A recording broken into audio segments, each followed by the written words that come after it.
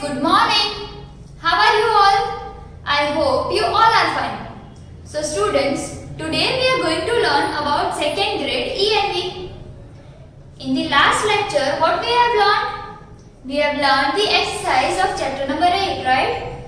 આપણે last lecture માં chapter number 8 ની exercise learn કરી હતી.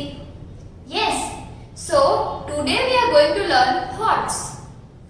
Right? આપણે last time भी chapter 1, 2, 3 and 4 ના HOTS learn કર્યા હતા. Right? Tricky question answers. Yes, tricky question answers આપણે last time learn કર્યા હતા. This time also we are going to learn the HOTS. Okay, so before starting this lecture, let me introduce myself. My name is Drashti Mehta from Saraswati Group of Education. And here today's topic is HOTS. HOTS of chapter number 5, 6, 7 and 8. Right? આપણે આ જે tricky questions છે ઈ બધા chapter number 5, chapter number 6, chapter number 7 and chapter number 8 ના learn કરવાના છે. No doubt you have given the exam of chapter 5, 6 and 7. But then also this is the informative part. Right? આ part કેવો છે? Informative part છે. Right? ઈ એવું જરૂરી નથી કે એક્ઝામ માં આવી જ શકે. ક્યારેક એવું બને કે એક્ઝામ માં આવે બી ખરા અને ક્યારેક એવું બને કે એક્ઝામ માં ન પણ આવે. But this is for our information. આ આપણી ઇન્ફોર્મેશન માટે છે. Right? So what we are going to do?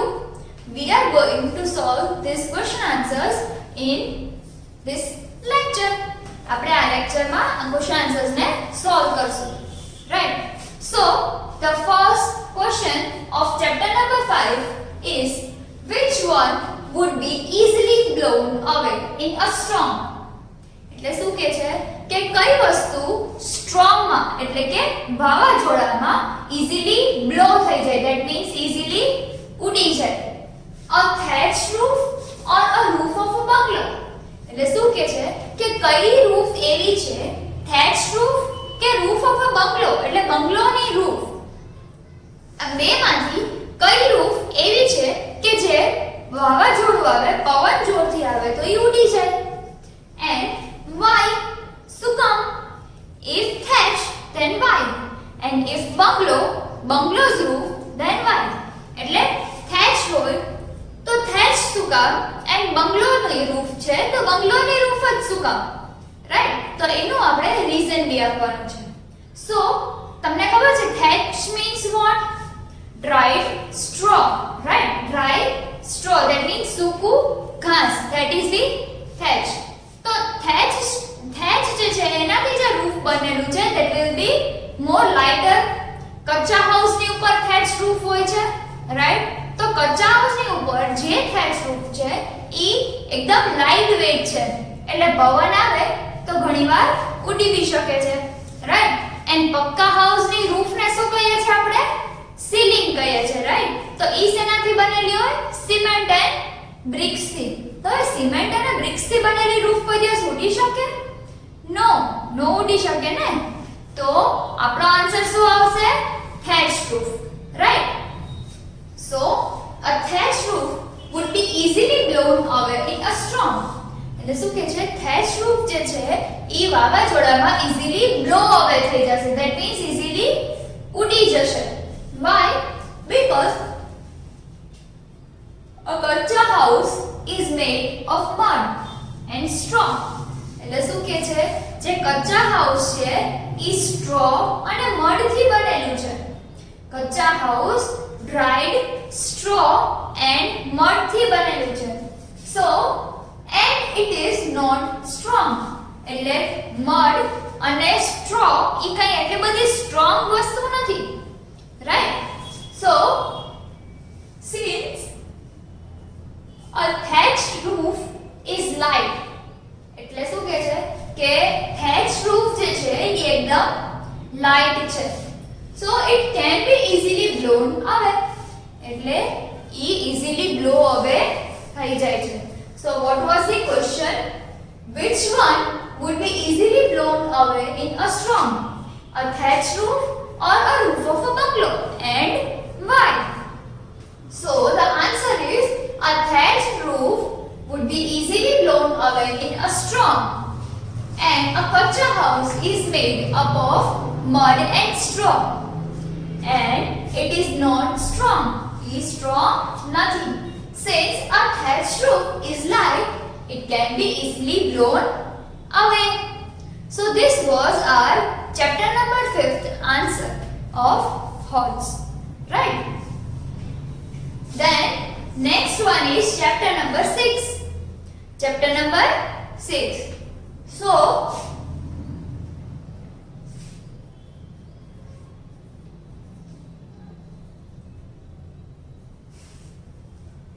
why does every country have a different flag? That means કે બધા country ને different flag શું કામ હોય છે? તમને બી વિચાર આવતો હતો ને જ્યારે આપણે national anthem, national flag, national bird એ બધી વસ્તુ માટે સ્ટડી કરતા હતા. Chapter number 6 national symbol study કર્યા આપણે ત્યારે તમને લોકોને બી વિચાર આવતો હતો ને કે આપણો ઇન્ડિયાનો ફ્લેગ ટ્રાય કલર છે, રાઈટ? તો બીજા બધા ફ્લેગ કેમ અલગ અલગ છે? So every country has a different flag. બધા કન્ટ્રીને એના ફ્લેગ અલગ અલગ હોય છે. Why? Because it is a symbol of a country. એટલે ઈ કોઈ પણ એક કન્ટ્રીને રિપ્રેઝન્ટ કરે છે. ફોર સપોઝ આપણે કહીએ તો પાકિસ્તાનનો ફ્લેગ લે. કેવો હોય છે? ફૂલ ગ્રીન કલરનો એન્ડ વ્હાઇટ કલરનો, એમાં હાફ મૂન હોય છે, રાઈટ? એમાં મૂન હોય છે એન્ડ એની ઉપર સ્ટાર હોય છે. That is the flag of Pakistan. આપણો ફ્લેગ કેવો હોય છે? ઇન્ડિયન ફ્લેગ ટ્રાય કલરનો, રાઈટ? તો ઈ એક ડિફરન્શિએટ કરે છે, બે કન્ટ્રીને ડિફરન્શિએટ કરે છે કે this is the flag of India and this is the flag of Pakistan, right? તો શું કહે છે? ઈ એક સિમ્બોલ ડેડિકેટ કરે છે. ઇન્ડિયન ફ્લેગ કેવો છે? ઈ એક સિમ્બોલ ડેડિકેટ કરે છે, રાઈટ?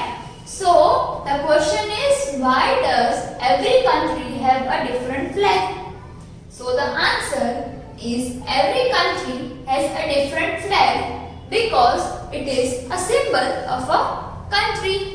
બધા ફ્લેગનો, બધા કન્ટ્રીનો એક સિમ્બોલ છે. એ કયો સિમ્બોલ? ફ્લેગ. સો ફ્લેગ છે એ કન્ટ્રીના સિમ્બોલ્સ છે, રાઈટ? જે ફ્લેગ છે એ કન્ટ્રીના સિમ્બોલ્સ છે. Then next one, why it is important to clean a cut or a wound with clean water first. એટલે શું કહે છે કે why it is important to clean. Clean કરવું શું કામ ઇમ્પોર્ટન્ટ છે? શું ક્લીન કરવું? કટ. ધેટ મીન્સ કે પણ વાગી ગયું હોય ઈ, કે પણ છોલાઈ ગયું હોય, કે પણ દજાઈ ગયું હોય, તો ઈ બધું પહેલા ક્લીન વોટર થી ક્લીન કરવું શું કામ ઇમ્પોર્ટન્ટ છે? ક્વેશ્ચન પૂછે છે કે why it is important to clean a cut or a wound with a clean fresh water. તો આપણે આન્સરમાં શું આપશું? It is important to clean a cut or a wound with clean water first to remove dirt, એટલે કચરો remove કરવા માટે, debris or bacteria. એટલે શું કહે છે? dirt, debris and bacteria. એટલે ત્યાં છોલાઈ ગયું હોય તો ત્યાં થોડો ઘણો પાક થઈ ગયો હોય, white water જે white substance એમાંથી નીકળતું હોય, etc. things most of all we have to clean. આપણે ક્યાંય પણ પડ્યા, આપણને પગમાં છોલાઈ ગયું, પછી શું કરશું? આપણે પગમાં છોલાઈ ગયું તો એને પહેલા ક્લીન વોટર થી ક્લીન તો કરવું પડશે. ઈ આખું ધૂળ વાળું થઈ ગયું, ડસ્ટ વાળું, તો એ ડસ્ટ ક્લીન કરવી પડશે, રાઈટ? ડસ્ટ ક્લીન થઈ જાય પછી જ આપણે એની ઉપર કંઈક ઓઇન્ટમેન્ટ લખાવી છે, ફર્સ્ટ એડ કિટ માંથી બેન્ડેજ કે એવું કંઈ યુઝ કરવું છે, તો that we can use, right? તો એના માટે જ આપણે સૌથી પહેલા ક્લીન વોટર થી ડર્ટ, ડેબ્રીઝ એન્ડ બેક્ટેરિયાઝ ને બધું રિમૂવ કરવાનું છે, right?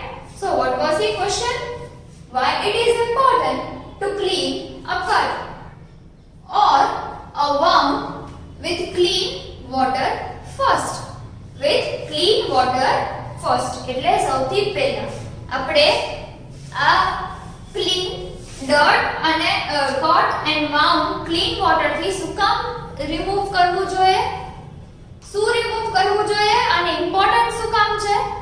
So it is important to clean a cut or a wound with clean water to remove dirt, debris or bacteria. Right? So this was the tricky question of chapter number 6. Yes? No, it was the question of chapter number 7. That means કે તમારા લોકોનું ધ્યાન છે. Very good. Now, chapter number 8. So, look, chapter number 8 માં દીદીએ તમને હમણાં જ કીધું હતું, right? કે તમારે થોડાક મૂંગના બીન્સ સીડ્સ લેવાના છે, right? થોડાક મગ લેવાના છે અને થોડાક ઘઉં લેવાના છે. And then તમારે એને એક બોલમાં સોક કરીને રાખવાના છે. યસ, દીદીએ તમને કીધું હતું કોટન રાખીને એમાં ગ્રો કરવાનું છે તમારે. આવી કઈક વાત થઈ હતી? યસ. હવે તમે એ જ વસ્તુને ફ્રીજમાં રાખી દો તો શું થાય? ગ્રો થશે? નો. એને ડેઈલી વોટર આપવું પડે, એમાં ડેઈલી સનલાઇટ થોડી ઘણી આપવી પડે. બહુ સનલાઇટ અપાઈ જાય તો બી પ્રોબ્લેમ થાય. બહુ બધું વોટર એમાં આપી દઈએ તો બી પ્રોબ્લેમ થાય. રાઈટ? સો તમે જોયું જ હશે, તમે એ ઓબ્ઝર્વ કર્યું હતું. તો સેમ એવી જ રીતે અહીંયા થોડાક મૂંગ સીડ્સ સોક કરેલા છે. તો અહીંયા આપણે આ ક્વેશ્ચનને અન્ડરસ્ટેન્ડ કરીએ. લુક, કોમલ નામની એક ગર્લ છે, તમારી ફ્રેન્ડ બી હોઈ શકે, right? So Komal soaked a few moong seeds. એટલે શું કે છે? કોમલે મગના સીડ, મગ થોડા સોક કર્યા હતા. in a water એટલે પાણીમાં. she then kept the seeds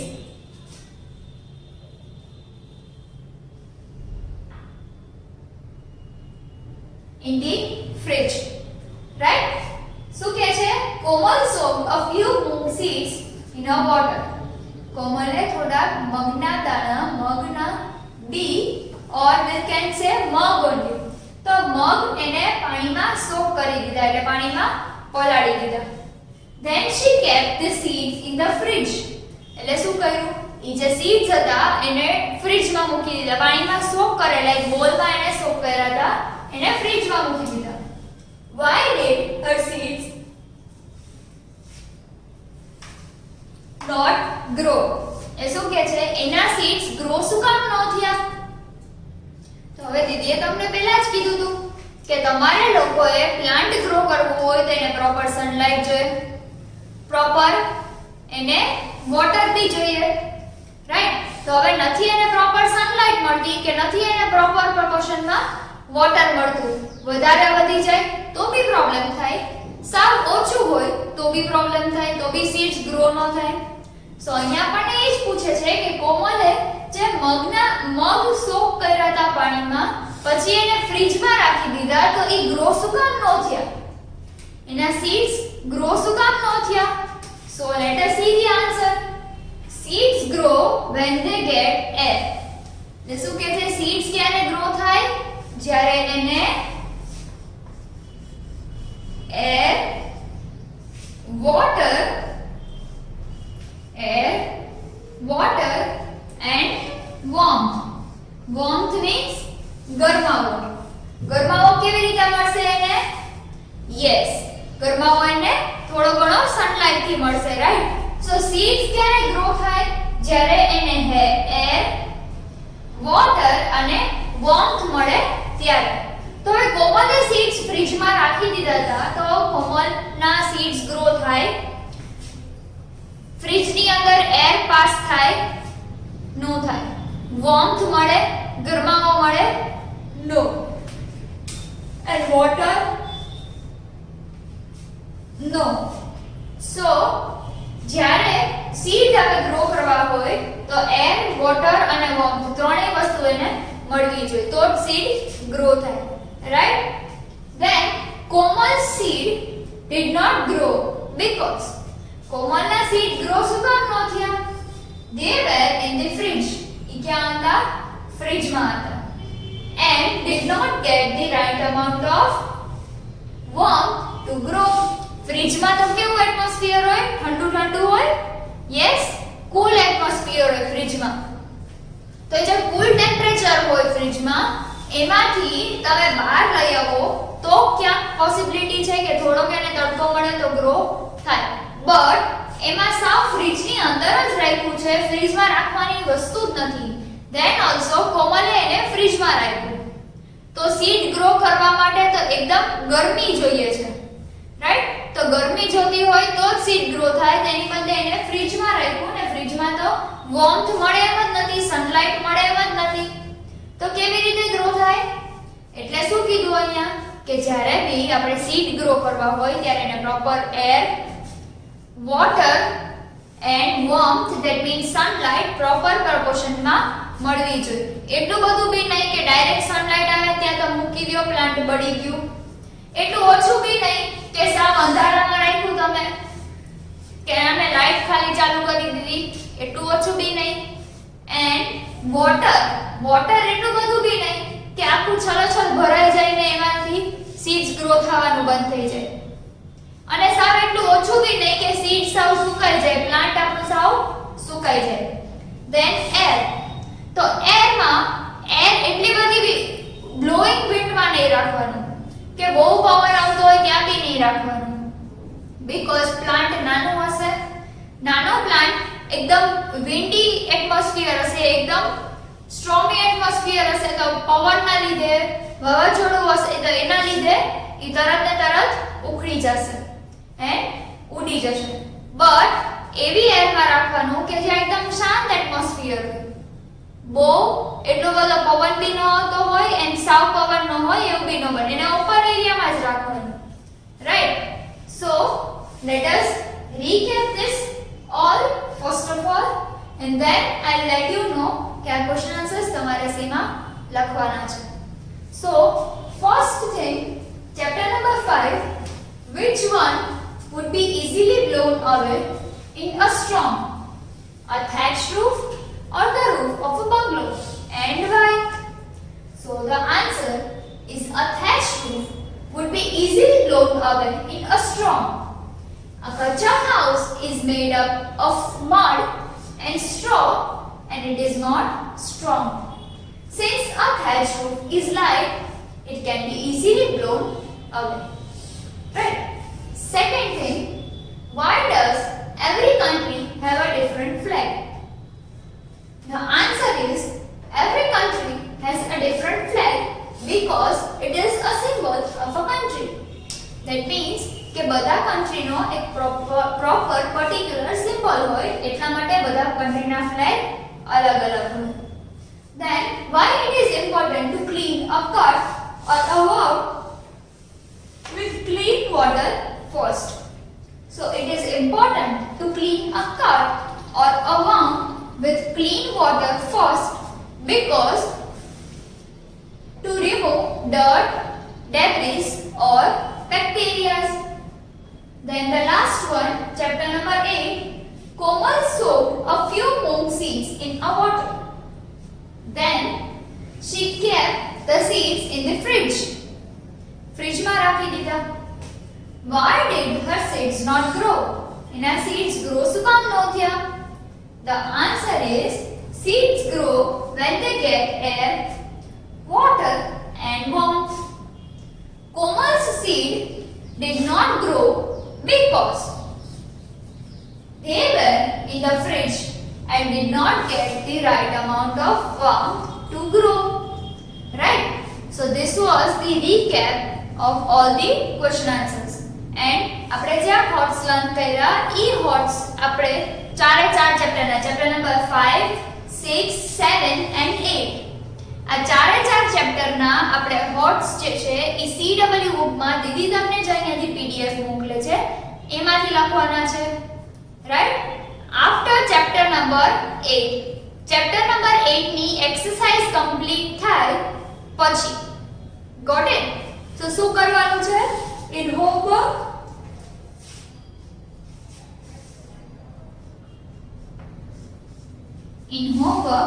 you have to write HOTS of chapter number 5, 6, 7 and 8 in CW book from the given PDF. Right? PDF જે તમને સેન્ડ કરી છે એમાંથી તમારે ચેપ્ટર નંબર 5, 6, 7, 8 ના હોટ CW બુકમાં વન ટાઈમ લખવાના છે. બટ એક નોટ છે, write it after the exercise of chapter number 8. Chapter number 8 ની એક્સરસાઇઝ તમે લખી નાખો, એના પછી તમારે આ લખવાનું છે. Got it all of you? Okay. So if you have any of the doubt in this lecture, you can watch this video again so that you will be cleared by your doubts. And I hope you have enjoyed this lecture much. So till then, goodbye and take good care of yourself. Bye.